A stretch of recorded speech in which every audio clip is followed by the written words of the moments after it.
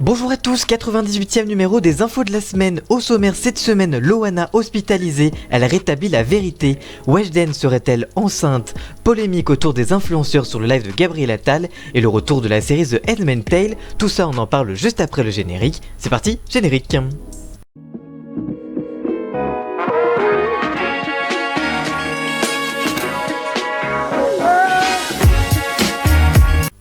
Et on commence avec une info série. Cette semaine, la saison 4 de la série The Handmaid's Tale se dévoile dans un teaser.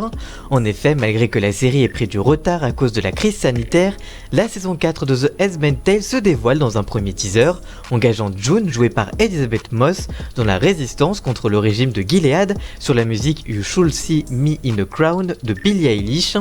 Dans les colonnes du site spécialisé Deadline, Bruce Miller, le scénariste de la série, a indiqué, je cite, que des tonnes de choses ont dû être changées dans la série, essentiellement liées aux mesures sanitaires mises en place dès le début de la pandémie. La saison 4 de The Handmaid's Tale sera disponible à partir du 28 avril sur la plateforme Hulu aux États-Unis. Le public français devra lui attendre puisque OCS, le diffuseur des 3 premières saisons, n'a pas encore communiqué sur la date de diffusion de cette toute nouvelle saison. Info People maintenant, la jeune chanteuse Weshden serait-elle enceinte? C'est la folle rumeur qui court sur les réseaux sociaux depuis ces dernières heures. En effet, alors que l'interprète des titres Anissa et Coco a dévoilé récemment son nouveau titre Réfléchir, c'est l'une de ses photos Instagram qui a beaucoup fait parler. Ce lundi 22 février, Weshden a publié de nouvelles photos d'elle sur Instagram pour célébrer son disque de diamant remporté pour la chanson Anissa. Sur la photo, la jeune femme prend la pose, la main sur son ventre légèrement arrondi selon certains internautes. Nombreux sont ceux à se demander si elle n'est pas alors enceinte. À vous d'en juger sur la photo. Pour l'heure, il ne s'agit que d'une rumeur et la principale intéressée n'a pas encore répondu aux suppositions des internautes. En tout cas, on la félicite pour son disque de diamant et peut-être pour cette future grossesse. Plus sérieux maintenant, cette semaine, la première star de télé-réalité Loana a été transférée en unité psychiatrique après son hospitalisation d'urgence survenue ce lundi 22 février. Malgré cela, elle se remet doucement mais sûrement et fait parvenir un long message dans la presse dans lequel elle clarifie les choses autour de ce qui lui est arrivé et n'épargne pas Sylvia Ortega. Loana explique qu'il n'est pas question de drogue mais uniquement d'une intoxication médicamenteuse. Elle se dit aujourd'hui, je cite, enfermée dans une chambre blanche sans télé à regarder le plafond à cause de la dose massive de médicaments donnée par Sylvie Ortega pour me faire crever. De graves accusations contre celle qui était son amie et qui est jugée néfaste par d'anciens camarades. Sylvie Ortega avait reconnu avoir donné un Xanax à la star de télé, mais pas plus.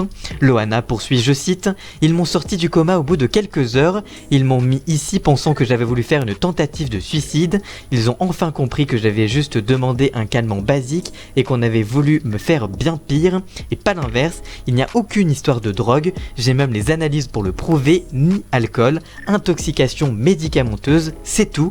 Je ne suis pas dépressive ni à bout, au contraire. » Loana a d'ailleurs précisé ce que lui aurait donné Sylvia Ortega, 2 Temesta, c'est un anxiolytique, 2 Xanax 50 et 2 Imovan, un somnifère.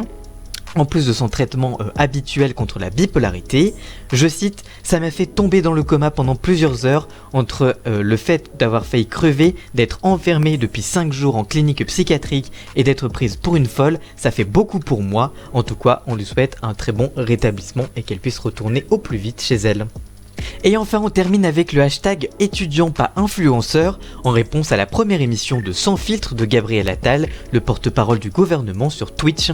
Dans ce live, il a invité des influenceurs à discuter de la politique du gouvernement, mais le format et certains propos ont été largement décriés sur les réseaux sociaux. Censé donner un éclairage aux jeunes sur la politique du gouvernement, l'émission a suscité l'agacement à cause du choix des influenceurs.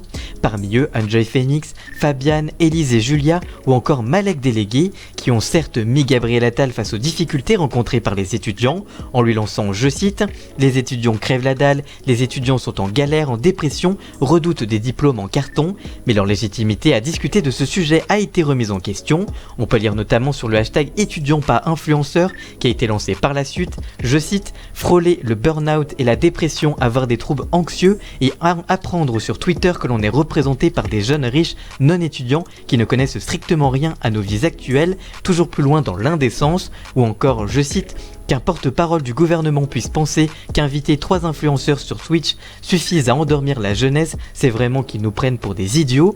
Taclé, le gouvernement a réagi en affirmant, je cite, que le thème de la première édition était la crise sanitaire, sans davantage de précision pour garantir la spontanéité des échanges. Après des discussions sur le vaccin ou le couvre-feu, une large partie du débat a porté sur la situation des jeunes et des étudiants dans la crise, précisément car les invités ont fait remonter des interpellations sur le sujet venant de leurs abonnés ou des personnes suivant l'émission en direct à travers le chat. Reste à savoir si les remarques autour des invités vont être écoutées pour le 2e numéro le mois prochain. Merci d'avoir suivi cette vidéo, si elle vous a plu n'hésitez pas à la liker, la commenter, la partager et même à vous abonner. Et nous on se retrouve très vite pour une toute nouvelle vidéo. A très bientôt, ciao.